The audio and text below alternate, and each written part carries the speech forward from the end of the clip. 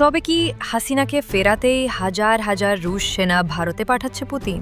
এদিকে বিএনপি সরকারের সর্বনাশ শুরু, কপাল পুড়ল ডক্টর ইউনূসের। ভূ রাজনীতির দাবার বোর্ডে ভ্লাদিমির পুতিন এবং নরেন্দ্র মোদীর এই নতুন চাল কি ভারতের শক্তির প্রকাশ নাকি একরকম চরম অসহায়ত্বের প্রতিচ্ছবি? আর সবচেয়ে বড় প্রশ্ন, দুই পরাশক্তির এই ভয়ঙ্কর সামরিক খেলার কারণে প্রতিবেশী রাষ্ট্র হিসেবে বাংলাদেশ কি এক অঘোষিত সাঁড়াশি আক্রমণের মুখে পড়তে যাচ্ছে? এই চুক্তির আওতায় ৩,০০০ রুশ সেনা বাংলাদেশ কি মাটিতে পা রাখার আইনি স্বীকৃতি পেয়েছে। এবার খেলায় যোগ দিতে খোলাখুলিভাবেই নামল ভ্লাদিমির পুতিনের রাশিয়া। রাশিয়াও আর বসে থাকতে রাজি নয়। প্রশ্ন উঠেছে, এই খেলায় রাশিয়া কার পক্ষে খেলবে? তারা কি চিরকালের মিত্র ভারতের পাশে থাকবে, নাকি একাই খেলার সিদ্ধান্ত নিয়েছে রুশরা? আর আমি খুব তাড়াতাড়ি আসবো, তবে ওই আজকে যে অবস্থা করছে দেশটা কোথায় নিয়ে গেছে, সারা বিশ্বের কাছে আমরা একটা সম্মান ছিল, সমস্ত নষ্ট করে দিয়েছে। উন্নয়নের রোল মডেল ছিলাম আমরা, উন্নয়নের বিস্ময় ছিলাম, আজকে সেখানে ভিক্ষা করে চলতে হচ্ছে। ক্ষমতা ছাড়ার পরে সম্ভবত এটাই সব থেকে বড় চপটাঘাত। এমন করে চপটাঘাত জাতীয়ভাবে আর পড়েনি।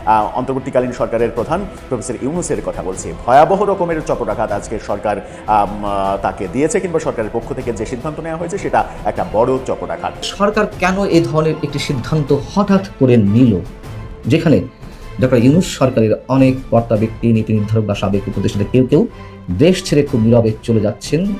আসসালামু আলাইকুম দর্শক, সিগন্যাল বিডি চ্যানেলের নতুন একটি গুরুত্বপূর্ণ নিউজ ভিডিও নিয়ে আপনাদের মাঝে হাজির হলাম। প্রিয় দর্শক, বাংলাদেশের বর্তমান রাজনৈতিক প্রেক্ষাপট নিয়ে ইতিমধ্যে অনেকগুলো ভিডিওর অংশবিশেষ আপনারা দেখেছেন এবং আশা করি দেখেই বুঝতে পেরেছেন আজকের ভিডিওটি কতটি গুরুত্বপূর্ণ এবং আকর্ষণীয় হতে চলেছে। এখনো যারা আমাদের চ্যানেলটি সাবস্ক্রাইব করেননি তাদের সবাইকে বলবো আমাদের চ্যানেলটি সাবস্ক্রাইব করে পাশে থাকা বেল আইকনটি অন করে দিবেন। আর যারা ইতিমধ্যেই সাবস্ক্রাইব করেছেন তাদেরকে অসংখ্য ধন্যবাদ। হ্যাঁ প্রিয় দর্শক, কে কোথা থেকে ভিডিওটি দেখছেন অবশ্যই কমেন্ট বক্সে জানিয়ে যাবেন। তো প্রিয় দর্শক, চলুন আর কথা বাড়াবো না, একটি লাইক দিয়ে মূল ভিডিওতে যাওয়া যাক। বিশ্বমঞ্চে এখন সবচেয়ে আলোচিত শব্দটির নাম রেলোস বা reciprocal exchange of logistic support. New Delhi ও মস্কোর মধ্যে স্বাক্ষরিত এই চুক্তি এখন আর কেবল কাগজে দলিল নয়, বাস্তবে রূপ নিতে শুরু করেছে। এই চুক্তির সবচেয়ে বড় চমক হলো ভারত তার ইতিহাসে প্রথমবারের মতো নিজেদের মাটিতে কোনো বিদেশি রাষ্ট্রের সেনা মোতায়েনের আনুষ্ঠানিক অনুমতি দিয়েছে। এই চুক্তির আওতায় ৩,০০০ রুশ সেনা, ৫টি রণতরী এবং 10টি যুদ্ধবিমান ভারতের মাটিতে পা রাখার আইনি স্বীকৃতি পেয়েছে। তবে এটি কোনো একতরফা চুক্তি নয়। এর সবচেয়ে আকর্ষণীয় দিক হলো এর বহুমুখী এবং দ্বিমুখী প্রভাব।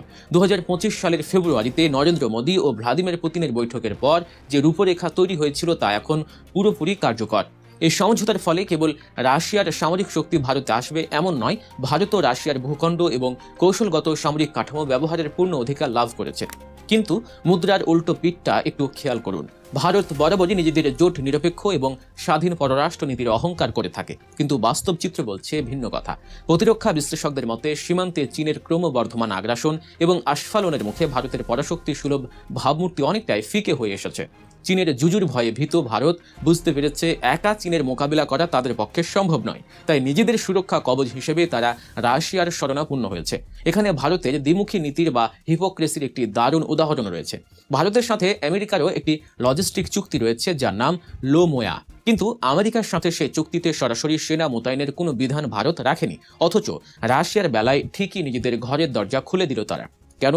কারণ ডোনাল্ড ট্রাম্পের নেতৃত্বাধীন মার্কিন প্রশাসনের ট্রানজ্যাকশনাল বা লেনদেন ভিত্তিক পররাষ্ট্রনীতি এবং অতিরিক্ত শুল্ক আরোপের কারণে ভারতের অর্থনীতি চাপে পড়েছিল। অর্থাৎ আমেরিকা যখন স্বার্থের প্রশ্নে ভারতকে চাপ দিল, তখন ভারত অভিমানী শিশুর মতো রাশিয়ার কোলে গিয়ে বসল। এটি ভারতের তথাকথিত স্ট্র্যাটেজিক অ্যাটোনমি বা কৌশলগত স্বায়ত্ত শাসনের একটি দুর্বল রূপকেই বিশ্বের সামনে তুলে ধরে। ভারতের এই ডাবল গেম বা দ্বিমুখী নীতি আমেরিকার জন্য এক বিশাল চপেটাঘাত। একদিকে ভারত আমেরিকার নেতৃত্বাধীন কোয়াড জোটের গুরুত্বপূর্ণ সদস্য, যার মূল উদ্দেশ্য হলো ইন্দো প্যাসিফিক অঞ্চলে চীনের আধিপত্য ঠেকানো। অন্যদিকে সেই ভারতই আবার আমেরিকার সবচেয়ে বড় শত্রু রাশিয়াকে খোদ ভারত মহাসাগরে ডেকে আনছে। এতে স্পষ্ট হয়ে যায় যে লাদাখের গালওয়ান উপত্যকা বা অরুণাচলে চীনের চোখ রাঙানির সামনে ভারত কতটা কোণঠাসা। নিজেদের সামরিক দুর্বলতা ঢাকতেই তারা এখন এক ঢিলে দুই পাখি মারতে চাইছে। একদিকে রাশিয়ার মাধ্যমে চীনকে শান্ত রাখা, অন্যদিকে আমেরিকাকে চাপে রেখে নিজেদের ফায়দা লোটা। কিন্তু আন্তর্জাতিক রাজনীতির এই ভয়ঙ্কর খেলায় ভারত যে নিজেদেরকেই এক অনিশ্চিত খাদের কিনারায় ঠেলে দিচ্ছে তা হয়তো মোদী সরকার বুঝতে ভুল করছে। অন্যদিকে ভ্লাদিমির পুতিনের জন্য এটি এক বিশাল কূটনৈতিক বিজয়। পশ্চিমা নিষেধাজ্ঞায় যখন রাশিয়ার অর্থনীতি এবং সামরিক লজিস্টিক্স ত্রাতি অবস্থায়, ঠিক তখনই ভারত মহাসাগরের মতো গুরুত্বপূর্ণ জলসীমায় সরাসরি প্রবেশের টিকিট পেয়ে গেল রাশিয়া। ভারত সাগরে দাপিয়ে বেড়ানো রুশ নৌবাহিনী এখন থেকে ভারতের বন্দরগুলো থেকে অনায়াসে জ্বালানি সংগ্রহ করতে পারবে। জাহাজ মেরামত এবং প্রয়োজনীয় খুচরা যন্ত্রাংশ সরবরাহের সুবিধাও পাবে তারা। বিপরীতে ভারতও রাশিয়ার উত্তরের গুরুত্বপূর্ণ বন্দর যেমন মুরমানস্ক এবং সেভেরোমরস্ক ব্যবহারের সুবিধা পাবে। সুমেরু বা আর্কটিক অঞ্চলে ভারতের প্রবেশের বিষয়টিও নিছক কোনো সাধারণ ঘটনা নয়। চীন যখন তাদের পোলার সিল্ক রোড দিয়ে উত্তর মেরুর বরফ গলা নতুন বাণিজ্য পথ এবং বিপুল খনিজ সম্পদের উপর নিয়ন্ত্রণ নিতে চাইছে, ঠিক তখনই ভারত রাশিয়ার ঘাড়ে চেপে সেখানে নিজেদের ভাগ বসাতে চাইছে। এটি প্রমাণ করে ভারত নিজেদের সক্ষমতায় নয়, বরং অন্যের কাঁধে বন্দুক রেখেই বৈশ্বিক পরাশক্তি সাজার এক অলীক স্বপ্ন দেখছে। সিপ্রি এর সাম্প্রতিক রিপোর্ট বলছে 2024 সাল পর্যন্ত ভারতের মোট প্রতিরক্ষা ক্রয়ের 36% এসেছে রাশিয়া থেকে। এই বিপুল অঙ্কের অস্ত্রের বাজার ধরে রাখতে পুতিন সরকারও ভারতকে বড় ধরনের টোপ দিয়েছে। রাশিয়ার সামরিক বিধিতে বিশেষ সংশোধন এনে মেক ইন ইন্ডিয়া প্রকল্পের আওতায় তৈরি হওয়া অস্ত্র তৃতীয় কোনো দেশে রফতানি করার ক্ষেত্রেও ছাড়পত্র দিয়েছে মস্কো। অর্থাৎ রাশিয়ার প্রযুক্তি ব্যবহার করে তৈরি হওয়া অস্ত্র ভারত এখন বিদেশে বেচতে পারবে। আর এই চুক্তির লজিস্টিক সেবার খরচ মেটানোর জন্য ডলারের বদলে দুই দেশ সরাসরি পণ্য বিনিময়ের বা বার্টার সিস্টেমের পথ বেছে নিতে পারে। প্রাথমিকভাবে 5 বছরের জন্য এই চুক্তি কার্যকর হলেও ভবিষ্যতে এর মেয়াদ আরও বাড়ানো হবে। এবার আসা যাক সবচেয়ে গুরুত্বপূর্ণ এবং আমাদের জন্য সবচেয়ে উদ্বেগের বিষয়। ভারত ও রাশিয়ার এই সামরিক চুক্তির ফলে বাংলাদেশের উপর কী ধরনের প্রভাব পড়তে পারে? বাংলাদেশ কি কোনো গভীর নিরাপত্তা ঝুঁকিতে পড়তে যাচ্ছে? বিশ্লেষকদের মতে এই চুক্তির ফলে বঙ্গোপসাগর এবং ভারত মহাসাগরীয় অঞ্চল এক ভয়াবহ ভূ রাজনৈতিক রণক্ষেত্রে পরিণত হতে পারে, যার কেন্দ্রবিন্দুতে আটকে পড়বে বাংলাদেশ। একটু গভীরভাবে চিন্তা করুন। রাশিয়ার যুদ্ধ জাহাজগুলো যখন জ্বালানি নিতে বা মেরামতের জন্য ভারতের পূর্ব উপকূলীয় বন্দর যেমন বিশাখাপত্তনম বা আন্দামান দ্বীপপুঞ্জে নোঙর করবে, তখন আমেরিকার নজরদারি নিশ্চিতভাবেই এই অঞ্চলে বহুগুণ বেড়ে যাবে। আমেরিকা কোনোভাবেই চাইবে না যে তাদের ইন্দো প্যাসিফিক কৌশলের নাকের ডগায় রুশ নৌবাহিনী অবাধে ঘুরে বেড়ায়। এই ত্রিমুখী স্নায়ুযুদ্ধের সবচেয়ে বড় শিকার হতে পারে আমাদের বাংলাদেশ। বঙ্গোপসাগরে যদি ভারত, রাশিয়া বনাম আমেরিকা এবং চীনের আধিপত্য বিস্তারের এক নতুন কোল্ড ওয়ার বা স্নায়ুযুদ্ধ শুরু হয়, তবে বাংলাদেশের সমুদ্র সীমা তার নিজস্ব নিয়ন্ত্রণ হারাতে পারে। চীন বসে থাকবে না। তারা মিয়ানমারের কোকো আইল্যান্ড এবং অন্যান্য রুটে নিজেদের সাবমেরিন এবং রণতরীর আনাগোনা বাড়িয়ে দেবে। ফলে বঙ্গোপসাগর হয়ে উঠবে বিশ্বের অন্যতম বিপজ্জনক ফ্ল্যাশ পয়েন্ট। বাংলাদেশের অর্থনীতি মূলত তৈরি পোশাক রপ্তানি এবং আমদানি নির্ভর, যার পুরোটাই চলে সমুদ্রপথে।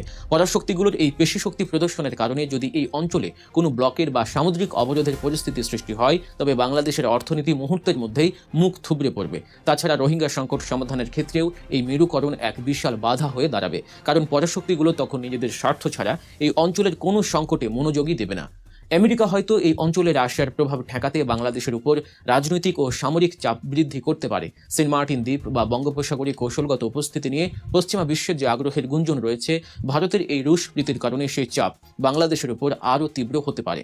ভারত তাদের নিজেদের স্বার্থে রাশিয়ার সাথে হাত মিলিয়েছে, কিন্তু এর খেসারত দিতে হতে পারে বাংলাদেশকে। তাছাড়া ভারতের মাটিতে 3000 রুশ সেনা এবং সামরিক সরঞ্জামের উপস্থিতি দক্ষিণ এশিয়ার ক্ষমতার ভারসাম্যকে পুরোপুরি পাল্টে দেবে। ভারত যদি এই সামরিক শক্তি ব্যবহার করে প্রতিবেশী দেশগুলোর উপর মনস্তাত্ত্বিক বা পরোক্ষ চাপ সৃষ্টি করার চেষ্টা করে, তবে বাংলাদেশের মতো দেশগুলোর জন্য স্বাধীন ও ভারসাম্যপূর্ণ পররাষ্ট্রনীতি বজায় রাখা প্রায় অসম্ভব হয়ে দাঁড়াবে।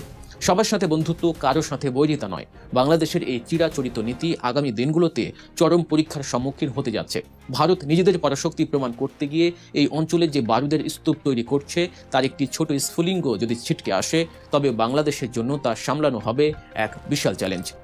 আর আমি খুব তাড়াতাড়ি আসবো, তবে ওই আজকে যে অবস্থা করছে দেশটার কোথায় নিয়ে গেছে, সারা বিশ্বের কাছে আমরা একটা সম্মান ছিল, সমস্ত নষ্ট করে দিয়েছে। উন্নয়নের রোল মডেল ছিলাম আমরা, উন্নয়নের বিস্ময় ছিলাম, আজকে সেখানে ভিক্ষা করে চলতে হচ্ছে। ধার করতে করতে সবার মাথায় ঋণের বোঝা, অর্থনীতি ধ্বংস, সামাজিক নিরাপত্তা নাই, মানুষের জীবনের নিরাপত্তা নাই, নারী শিশু প্রতিনিয়ত নির্যাতিত, বয়োবৃদ্ধ তারা নির্যাতিত।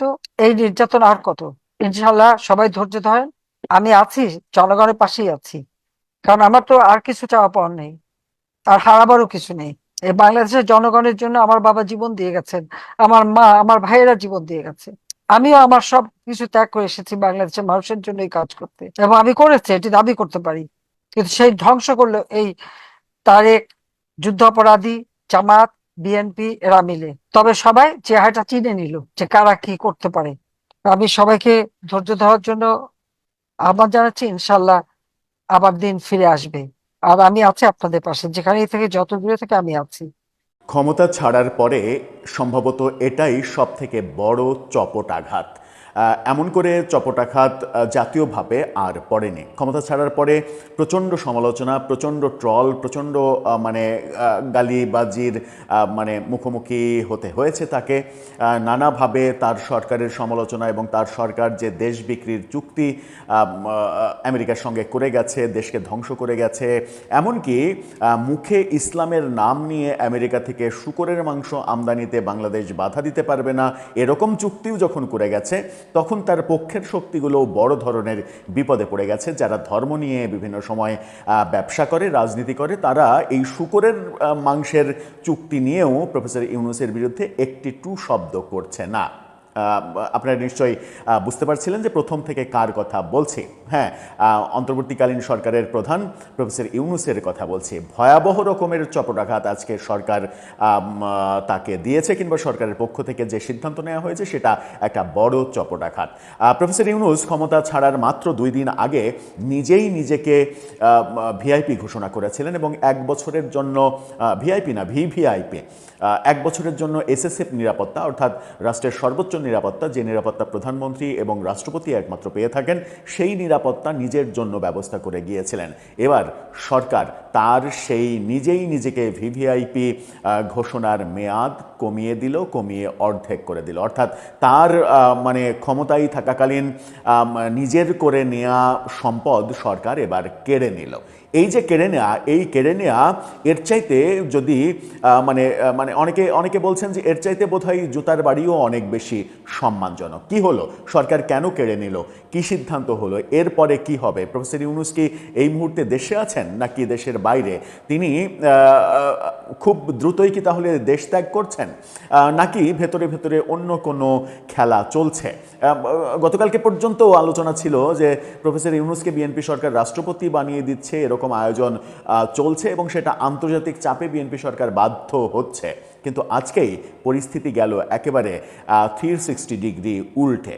চলুন আলোচনা করে বুঝে দেখার চেষ্টা করি প্রফেসর ইউনূস এর চাইতে বেশি অপমানিত হয়েছেন কিনা তার জীবদ্দশায়। প্রফেসর ইউনূসের ভিভিআইপি মর্যাদা মানে কেড়ে নিয়েছে অর্ধেক, মানে পুরোটা কেড়ে নেয়নি, একটু সম্মান জানিয়েছে সরকার।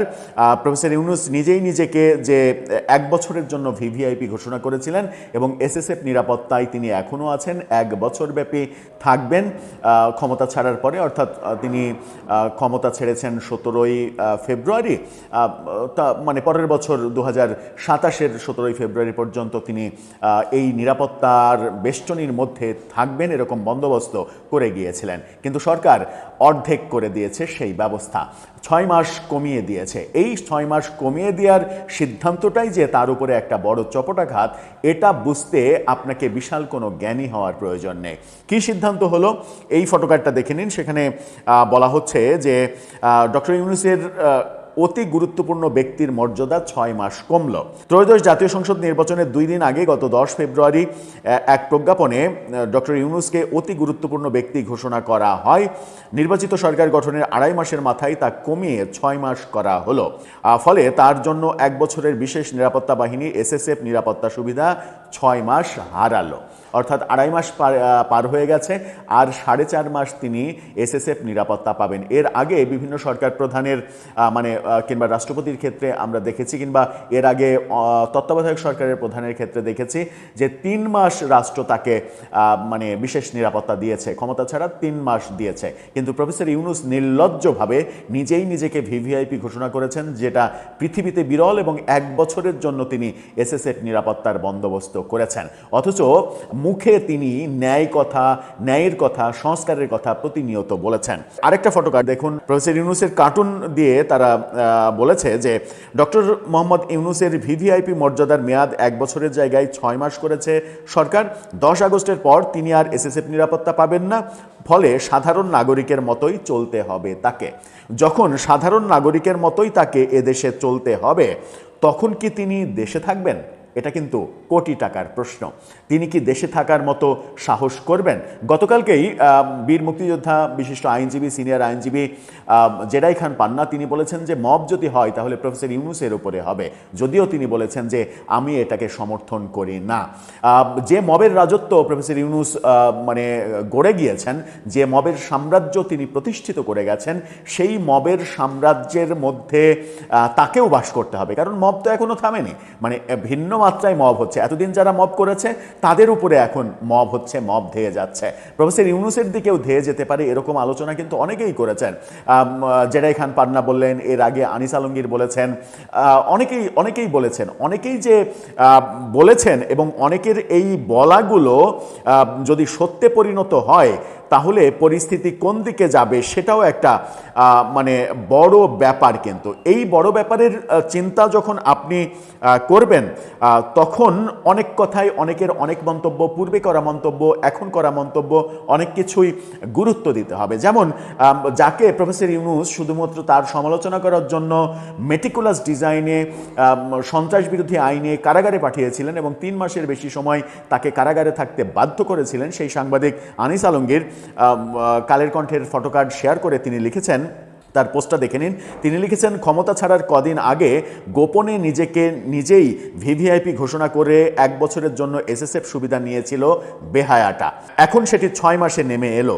ভিভিআইপি মর্যাদা আর এসএসএফ সুবিধা যেন ট্রায়াল ভার্সন, আগে ফুল প্যাকেজ, এখন হাফ সাবস্ক্রিপশন। মনে হচ্ছে বাস্তবতা একটু আপডেট দিয়েছে। ক্ষমতা কমলে প্রোটোকলও স্লিম হয়ে যায়। আপ তেরা কিয়া হোগা কালিয়া, ব্র্যাকেটে বিশ্ব বাটপার, কে আপ সড়ক পার এক আকেলে চল সকতে হ্যাঁ। অর্থাৎ তিনি হিন্দিতে বলেছেন যে এখন কি আপনি রাস্তায় একলা একলা হাঁটতে পারবেন, একলা একলা চলতে পারবেন। মানে এই যে হাস্যরস, এই যে কৌতুক, এই যে ট্রল, এই ট্রল কিন্তু তার প্রচণ্ড সম্মানহানি করছে। এই সম্মানহানি তিনি নিজে অর্জন করেছেন, নিজেই নিজেরটা তৈরি করেছেন।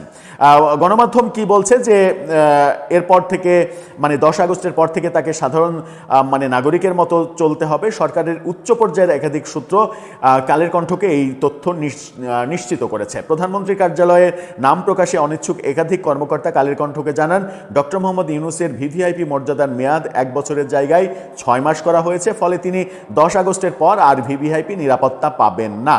সাবেক অন্তর্বর্তী সরকারের প্রধান উপদেষ্টা অধ্যাপক ইউনূস ক্ষমতা ছাড়ার কয়েকদিন আগে এই যে ক্যারিশমা দেখিয়ে গিয়েছিলেন, এই ক্যারিশমা যে আর টিকলো না, এই না টেকার ফলে যদি মানে ভুলবশত মব তার দিকে ধেয়ে যায়, যেটা গতকালকেই জেডাই খান পান্না বলেছেন, তাহলে কি হবে?